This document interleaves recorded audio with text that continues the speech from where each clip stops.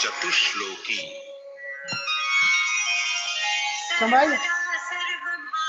हाँ गजनीयो व्रजाधिपः स्वस्यायमेव धर्मो हि नान्यः क्वापि कदाचन एवं सदा स्वकर्तव्यं स्वयमेव करिष्यति प्रभुः सर्वसमर्थो हि ततो निश्चिन्ततां व्रजेत् यदि श्रीगोकुलाधीशो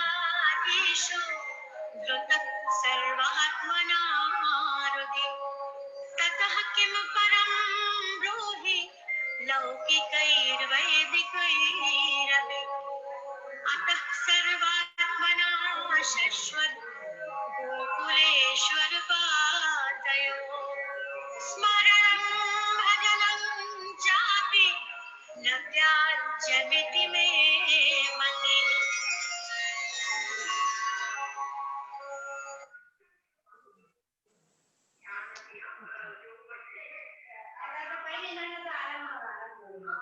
નથી અનિલભાઈ નથી જોઈન થવાના looks like. I'm here. Okay તો એક મિનિટ સ્મિતા આવે છે વાત કરેલી.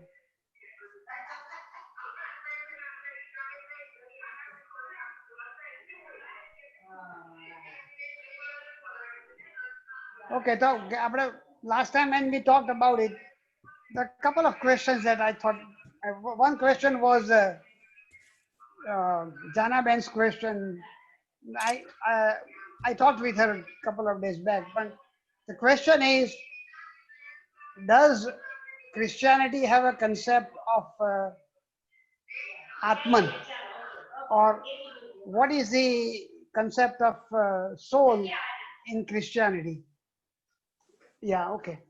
So the way I see is this. Just think about, there are three combinations one can think of. One is a materialist combination, materialist concept, which says, I am body. There is no question of soul. That's one concept, which is typical materialist or Charvaka concept. Second one is what is called Aristotelian concept, that I am a body with a soul. And the third one is more a Christian concept, or religious concept, common in Christianity, Islam, everywhere, that I am the soul with a body. Those are the three combinations you can think of. Now, when Abrahamic religion in general, when we talk about soul, what they are talking about is concept of what we will call a Jivatma, not the Atma. The Atma that I am is only an issue that we have in Vedanta. It is not in existence in most of the other religions. For them, soul is what we will call Jivatman. That means I am identifying myself with the Jivatman, which is a combination of mind and body. So when Christian person talks about soul, he is talking about that. He is not talking about Atman that we are talking about. So when Atman word gets translated in English as soul, it is a mismatch, because they don't have the concept that I am Atman, which is enveloped in the Jivatman, which includes mind and body. That concept doesn't exist. The word Atman has no equivalent term in English language per se. So classical way is to explain Atman as Atman only, because once you translate soul, what they view soul as what we will believe to be Jivatman. That's the most important part. So unfortunately, because there is no equivalent word, often Atman and Jivatman both get translated as soul, which is confusing per se. So think about, if I can use an analogy that is common in Mundaka Upanishad, there are two birds sitting on the tree, and one bird eats the fruit and enjoys if it is sweet and good, and if it is bitter, doesn't enjoy. And there is another bird at the top of the tree, who is watching that bird who is enjoying or is in distress or doesn't like the food or the fruit. The one that is watching from the top is the Atman. The one that is eating the fruit is Jivatman. So the Mundaka Upanishad, and also it is also mentioned in Svetasvara Upanishad. You know, as the bird on the lower part of the tree who is eating the fruit begins to climb up and reaches the top, he comes to realize that he is nothing but the same bird that was sitting on the top. So he shares the ignorance of being the one that was enjoyer of the fruit to be the one who is witness of the tree and the other bird.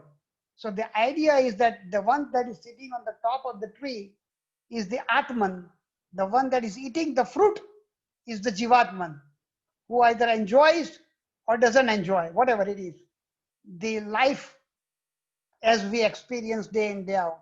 So that is the concept. The idea is basically, since Janaben asked me the question, I wanted to sort of amplify that part, which I had not mentioned earlier, is that Atman is a witness who does not do anything, doesn't enjoy the world as it is. It is just being a witness. So the consciousness is the witness that sees everything that is happening, and we are the one who is enjoying because we are aligned with the body, or enjoying, or both ways, you know, positive or negative, whatever way you want to say it. So that's the key. So the concept of Atman as we envision in a Vedanta does not exist in most of the other religion, at least not in the Western religion, Abrahamic religions. That's one aspect. And the second part, I thought I should say a little bit more clearly. Last time I was listening to the tape that you, Ashok Bhai, sent out, you know, and what I said, I wanted to amplify it because I somehow didn't clarify it. And I sent you the pictures of four levels of consciousness. The empirical consciousness is what we experience during our waking time. Illusory consciousness is what we experience during the dream. And the deep sleep, where we experience nothing, is the third level. The reason we don't experience anything is because consciousness has nothing to see or experience at all. The consciousness is there, just like આપણા 3-way bulb હોય છે ને, આપણા typical bulb. So just think about it. It is turned off completely. The electricity is flowing, but the bulb is not on because of the fact is that there is nothing to experience. So that is the first level. Illusory reality is the second level, which is the dream sequence. Empiric reality is the third one, which is what we experience day in, day out. And Turiya is the state, which is the fourth one. Turiya means number 4, which is a underlying consciousness that knows all the 3 levels of consciousness. That's the key. And I also mentioned about a 5th level, which somehow I did not explain further. Maybe I should. It's called Turyatit. There is an Upanishad called Turyatit Avadhuta Upanishad, which is a minor Upanishad. But what essentially it says is that there is a state where you go beyond the Turiya state. So he transcends the Turiya state. What he says is something like this: Lord Krishna transcends the Turiya state. And it is classical Vaishnavism as well. And it is also mentioned in another Upanishad called Mandala Brahmana Upanishad, which is also a minor Upanishad. It is mentioned in Shaivite school, Shaiva Siddhanta, which basically says there is a 5th level of consciousness. The picture મોકલી છે તેમાં બી મેં બતાડી છું તમને કે there are dots, and there are a couple of dots beyond 4th, which is what it is talking about. So in a sense, it's called Turyatit. That means the one that transcends the Turiya is Turyatit, essentially.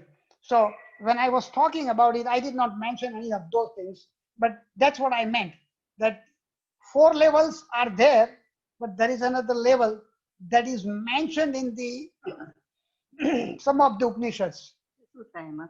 Essentially, what it means is that what we experience as a witness, as a 4th level, you are no longer even the witness of that. You merge into Brahman per se. So you are essentially Brahman by itself. If you believe Brahman to be Nirgun, then it's Nirgun. If you believe Brahman to be Krishna, then it's Krishna. That's the idea. Now, that is a minor Upanishad. Ramana Maharshi also in one of the question answers, he does mention this as well. And Ramana Maharshi was a classical Keval Advaiti. And obviously this comes more frequently in Shaivism, and also part of it is in Vaishnavism. And if you know the word Paramhouse, Ramakrishna Paramhouse, that concept is the part of that. The one that has transcended everything is Paramhouse or Avadhuta. There is a Gita called Avadhuta Gita. And this Upanishad is also called Turyatit Avadhuta Gita Upanishad. So Avadhuta is the one that is a person who is totally disconnected with the world per se and is totally immersed in Brahman. So that is called Turyatita. Now go ahead. So that 5th stage, but the person is alive, right? That time Person is alive, yes. It is a Jivan state. So is it like a Samadhi state, like Gnandev was like that, or maybe Paramha? Right. Samadhi, depending on the Samadhi is a word that is used in yoga.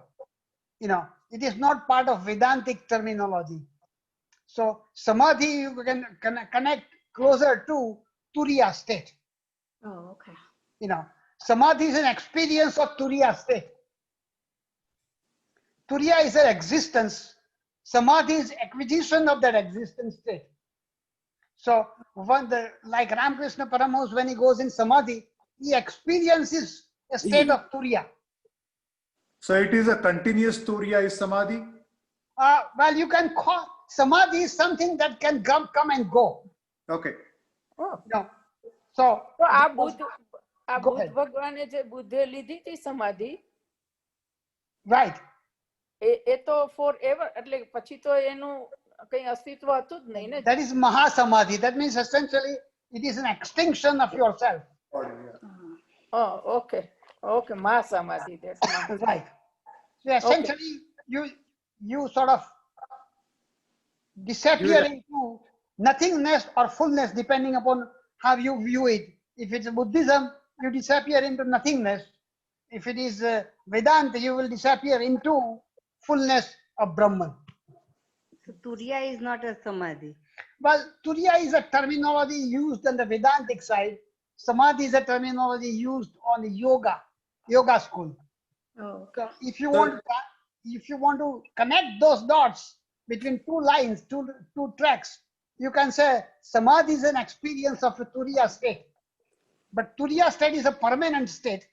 Samadhi is an experience that you can come and go. No, so Turiya is basically in Vedanta is the 4th state, right? Right. Yeah. So when you say Om, A-U-M, the 4th state is not a state between Om and Om. 4th state is the underlying all the 3. A-U-M. The 4th state is the one that supports all the 3 states. Okay. No, but you say 5th stage is it, so it is a higher stage? Yeah, well, that is one of the way some of the minor Upanishads define. And as I mentioned about two Upanishads, one was called Turyatit Avadhuta Upanishad, other one was called Mandala Brahmana Upanishad. So both of them do define, and also Shiva's Agama also say about some of this. Now, whether it's really a distinction, I don't know. But it is stated that there is a 5th state. Aurobindo also mentions about super conscious state or super mind. where he begins to say is that there is something that goes beyond Turiya, or at least that's how he implies. So what does that mean? I don't quite know, but it does exist and appears to exist for some of the Jivan Mukta people who are completely dissociated from the world, though they live in the world. All right, so I think I just wanted to make sure I mentioned a couple of those things before we go. Rajan bhai, Hmm. okay, when you are into beyond the Turiya state, do they come out? Like, do they wake up again? Or do they come into consciousness? Or what happens once Okay. you reach? Right. Well, again, that's the. Let me say this. There are two ideas. One is called Ishwar Koti, and another is called Jiva Koti. Now, again, these are all controversial ideas, but what Ishwar Koti means is that the one who is enlightened, like RMK, for example, will be able to come back and forth. Jiva Koti will, once that happens, will not be able to come back. Essentially, the idea is that Jiva Koti will die during this process and become Videha Mukta. That means he will get the Mukti at the death. So, like Meera and Buddha, they just went beyond. Well, beyond you, I or- mean, it's hard to explain because that is more a bhakti concept. You know, this is more a gnana concept. So how do you connect those two dots is hard to say. You know, but what you can say is that Meera or Surdas or any of the Bhakta or Narsiya, they experienced the divine while they were living. But the divinity that they experienced was not necessarily exactly described in Gnana Yoga. So they appear to have a bliss of union with God without disappearing to Godhead. so do they go through the Turiya state? But do they? Well, see, the problem is this. Bhakti school doesn't necessarily mention Turiya state per se. Oh, I see. Okay. Those are two different parallel. Yeah, you can call that. But Vedanta in general will say that. But Bhakti school don't necessarily emphasize the Turiya concept that much. It sort of emphasizes the divine bliss, a bliss of union with God, which is the Ananda. Sort of Bhakti school will define two things. આપણે સચ્ચિત આનંદ છે ને, સત existence, chit consciousness, anand, and the fourth aspect is called rasa. Rasa. So Bhakti school will emphasize anand and rasa, Okay. and Gnana school will emphasize consciousness, chitta aspect. So I mean, it's a different way of looking. See, the problem is this: when Brahma Sutra says union, it leaves the definition of union very vague. Union in the sense that two things come together, or two things come together and disappear into one. That is something that you can decide yourself. So Bhakti school will say God and you come together, but you remain independent, but God remains independent. So we experience the proximity to the Godhead. Gnana school will say, yes, that is the first stage, but the second stage is you disappear into Godhead. And that is the state of Turiya. Did I make sense? Yeah. I know it's a kind of different way of looking at it. Call it that way. All right, let's move on to, રાજન ભાઈ yeah. જે આપણે જ્ઞાનમાં તુર્ય કહીએ છે, isn't that the same thing જ્યારે આપણે ભક્તિ યોગમાં કહે છે કે મીરા કૃષ્ણમાં વિલીન થઈ ગઈ? Right.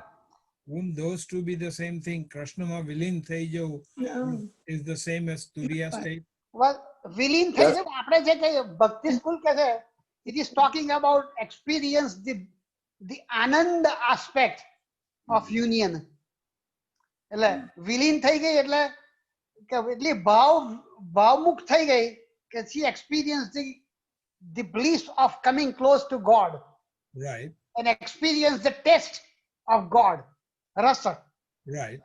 Vallabhacharya says the reason we suffer is because we lack the component of ananda. Satchit ananda. Jiva lacks the component of ananda. The reason we are, the Gnan school will say we are ignorant because we lack the knowledge. Vallabhacharya will say we are ignorant because we lack the component of bliss in our life. And that can only come when you are in union with God and divine bliss. So word villain is essentially, depending upon how you view it, if you ask a Vedantist, classical Vedanta or Advait, he will say you disappear, you merge. If you ask a Bhakti school, he will say you come close in proximity of the Godhead without losing your own identity. But in either state, whether it is the Mira villain થઈ ગઈ અથવા તો આપણે જ્ઞાન સ્ટેટમાં તુર્યા, the physical body still remains in either case. Yes, you are right. Yeah, you experience the bliss of God while you are alive. Okay. Right.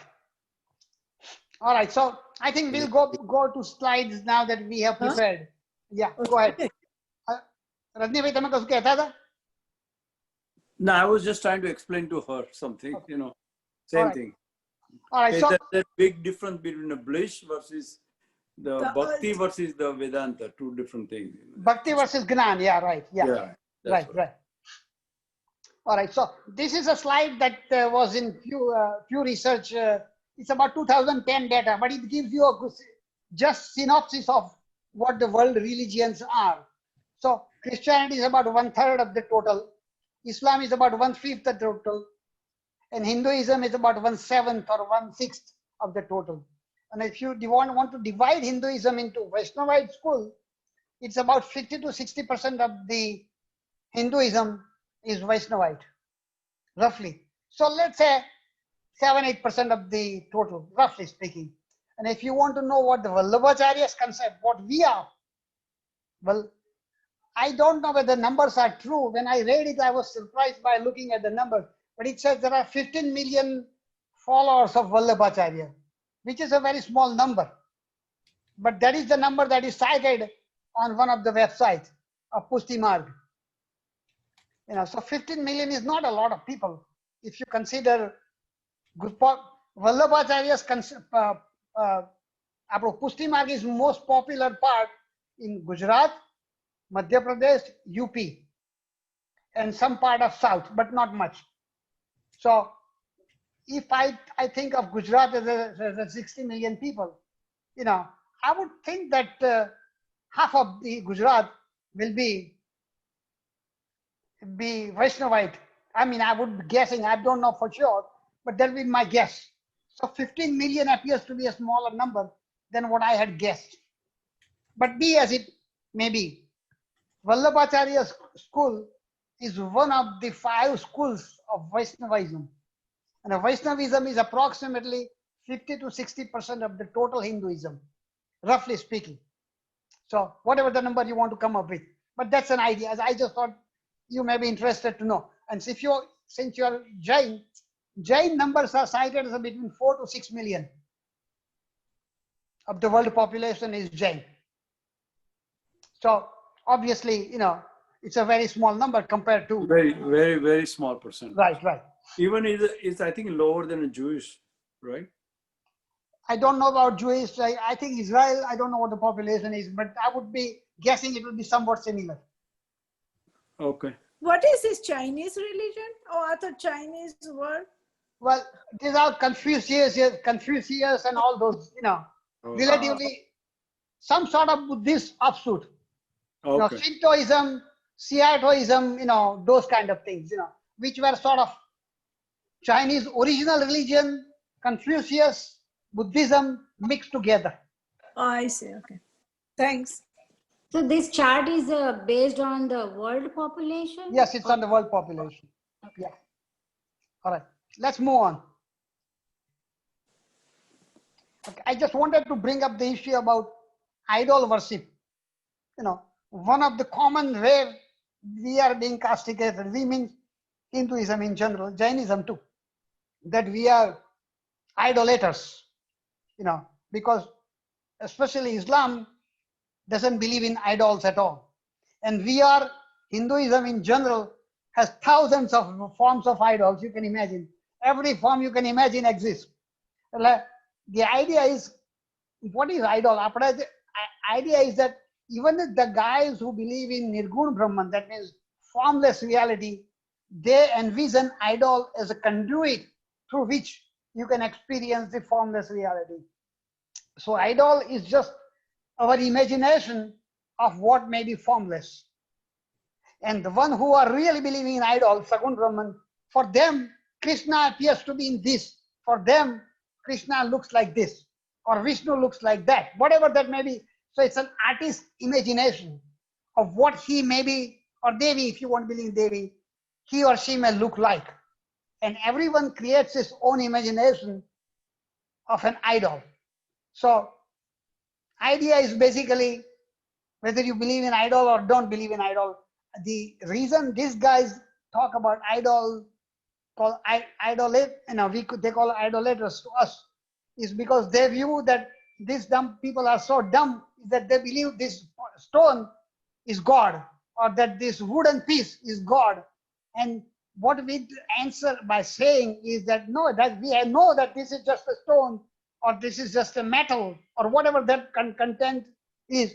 We see we view Godhead residing in that idol. We know that that is not the God.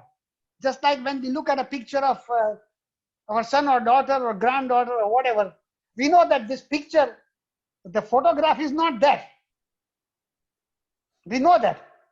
The photograph is not the actual grandkid, but it reminds us of a grandkid by looking at the picture. So the idea is basically idol. The importance of idol in Hinduism is explained this way. And I think it makes sense. I mean, another example will be Statue of Liberty. When you look at the Statue of Liberty, the statue may be torn apart. Some terrorist might throw a bomb and the statue may be gone. But the concept is the liberty or the freedom. Statue is just a symbol, nothing more than that. So liberty and freedom are the concept. Statue is the representation of that concept. Or the flag of the nation. Okay. If I trample on a flag of United States, nothing happens to United States. But you and I will feel that's not the right thing to do, right? Because we are emotionally connected to it. The flag can be made, thousands of flags can be made. It makes no difference whatsoever whether you tear it apart or not. That's the idea. So I just wanted to bring up the issue of idol. Let's move on. What is ideal? Ideal is idol versus ideal. Ideal question is, ideal means, what is ideal worship? It depends upon your viewpoint. If your ideal worship is looking at a wall of Kaaba, then that's your ideal worship. If your ideal worship is looking at a statue of Krishna, that's ideal for you because it reminds me of Krishna. So idea is basically, idol and ideal are not necessarily different. It depends upon your personal viewpoint. That's the point yeah. So all the Christian, is that called ideal worship? Like they always have cross, right, in their church? Yeah. So cross is a symbol, So you can argue if you can put the cross, and actually many of the Christian denominations will have a Christ hanging on the idol, on the cross and everything, bleeding and everything. So many Christian churches don't. Some do. Some groups do. So it is a symbol, nothing more than that. So symbol can be whatever you want it to be. If the cross was changed to an arrow or a plus, what difference does it make? It was something that came by in culture with a cross. You could have changed the cross to something else, It reminds them of Christ. That's all. Gandhiji wrote something that I like. I do not regard Hindu or Roman Catholic, because Catholicism does have Christ statues. Catholic place of worship containing an image as necessarily bad or superstitious, and a mosque or a Protestant place of worship as a good and free of superstition, because the exclusion of images. So one group, Hinduism and Catholicism, have images of some sort. Islam and Protestantism generally don't. So he basically says that I don't believe that any of them superior. Ultimately, his next point is that ultimately your heart that makes the difference. Whether you believe in Murti or don't believe in Murti makes no difference whatsoever. That's the point he's making. All right. શીખમાં પણ શીખ લોકોને પણ idol નથી હોતા ને. They નથી હોતા. Right. Sikhism is a mixture of Islam and Hinduism. So they incorporated many of the ideas of Hinduism, but they accepted formless reality of Islam. Okay. No, but same thing in Jainism. Sthanakvasi, they don't have anything. Yeah, right? જૈનમાં એક પંથ એવો છે, they don't believe in it. They don't believe in either. Right. So it has been the thousands of years of history that